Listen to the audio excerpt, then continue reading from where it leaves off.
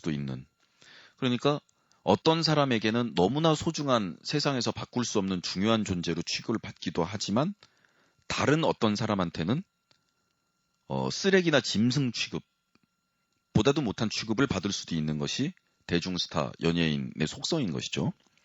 그러면 오해를 하시는 분들은 어떻게 생각하냐면 네가 어떤 사람한테는 세상 무엇보다도 바꿀 수 없는 보물 취급을 받으니까 그 대가로 생기는 부작용인 하찮게 취급받는 거에 대해서는 당연히 불평을 하면 안 되는 거 아니냐라는 식의 생각을 하시는 분들이 있잖아요.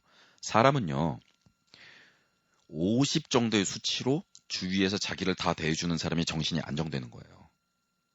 그런데 만일 내 왼쪽에는 나를 플러스 100으로 생각하는 사람들이 절반이 있어요. 내 오른쪽에는 나를 마이너스 100으로 생각하는 사람들이 절반이 있어요. 그럼 플러스 100하고 마이너스 100이 부딪혀서 0의 중립을 만들어줄 것 같으세요? 그게 아니라는 거죠. 사람 인생은. 플러스 100과 마이너스 100이라는 200 사이에서 정신이 괴로워하게 되는 거예요. 0이라는 중용에서 사람이 안정을 얻을 수 있다라면 그러면 플러스 100이 왼쪽에 이만큼 오른쪽에 마이너스 100인 사람 200의 온도차 사이에서 괴로워하게 되는 거예요. 그게 이제 연예인들이 받는 정신적인 고통이라는 거거든요. 그래서 우리 좀 놀아본 오빠의 미심쩍은 상담소의 철칙 중에 하나가 그거 아닙니까? 남의 고민의 경중을 판단하지 마라 당신이. 절대로 해서는 안 되는 얘기가 그거라는 겁니다. 에이 뭘 그걸 갖고 그래. 이거 있죠. 이걸 위로라고 생각하시는 분들이 있어요. 주위에 힘들다라는 얘기하시는 분들한테 이 얘기하면 안 됩니다.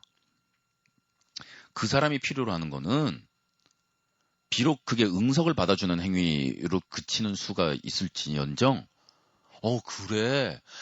그럼 그거 힘들지. 야. 내가 안 겪어본 거지만 야, 그거 힘들겠다 얘기만 들어도 이게 필요한 거지. 에이 뭘 그걸 갖고. 이거 큰일 납니다. 그리고 이 얘기하면 안 돼요. 세상에 너보다 더 힘든 사람 많아. 그건 이 사람 얘기가 아니잖아요. 세상에 나보다 힘든 사람이 1000만 명이 있다 한들 그걸로 위로를 삼는다라는 위로가 안 됩니다. 근데 우리 옛날 어르신들 자녀들이 그런 의논을 해올 때 그 문제의 본질을 이야기하는 것이 아니라 세상에 가난하고 굶주리고 너보다 고생하는 사람이 얼마나 많은데 네가 지금 그 얘기를 해? 그 결과는 어떤 결과를 가져올까요? 본인이 마음을 다치고 더 고민을 털어놓을 데가 없다? 이게 아니라 그건 어떤 결과가 나냐면 그다음부터는 이 사람 얘기 안 해요. 부모한테 기껏 얘기한 거잖아요.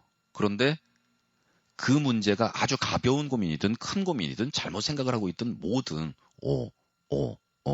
제일 중요한 건 일단 들어줘야 되는데 안 듣는 거예요. 이 사람이 얘기한 건 하나도 안 듣고 아니면 들었어도 안 들은 거나 마찬가지죠. 그 다음에 이 말을 해버리면 야 좋아 네 고민 다 좋은데 있잖아. 지금 이 세상 바깥에는 너보다 고생하시는 분들도 많거든. 네 그런 얘기하면 안 되지. 이러는 순간 돌아가시는 날까지 소개된 얘기 안 털어놓는다고요. 그게 얼마나 그런 거냐고. 지금까지 얘기 실컷 했는데 세상엔 너보다 힘든 사람도 많아. 무의미한 얘기가 나아요. 무의미한 얘기를 하면서 그래 참 창밖에는 은행나무 잎이 지고 있구나 이러는 게 낫지. 에이 뭘 그걸 가지고 그래. 세상에 너보다 더 힘든 사람 많어. 이건 상투적인 무가치한 말이 아니고 상대방을 칼로 찌르는 공격이에요. 그것도 힘들다고 찾아온 사람을 찔러버리면 이 사람은 얼마나 더 힘들겠어요. 자, 이 항우울제에 대한 이야기 하다가 우울에 대한 속성에 대해서 얘기를 하다 보니까 얘기가 여기까지 왔어요. 주위에 우울증에 대한 것들을 호소하는 사람 이런 사람들이 많지만 그 사람의 고민을 해결해 주겠다라는 야심을 품지 않는 이상 누구나 그 사람을 도와줄 수 있어요. 아이러니한 얘기 같기도 하죠. 그런데 내가 저 사람 고민을 듣고 해결책을 내려주리라 안 되거든요. 그냥 들어주리라 하는 순간 나는 도움이 돼요. 내가 그런 마음을 먹는 순간 그래 내가 들을게. 그리고 듣기만 해도 도움이 되는데 이제 거기다가 도와준답시고 세상에 너보다 더 있는 사람이 얼마나 많은데 그 얘기를 듣고 용기를 내는 사람도 있긴 있겠죠.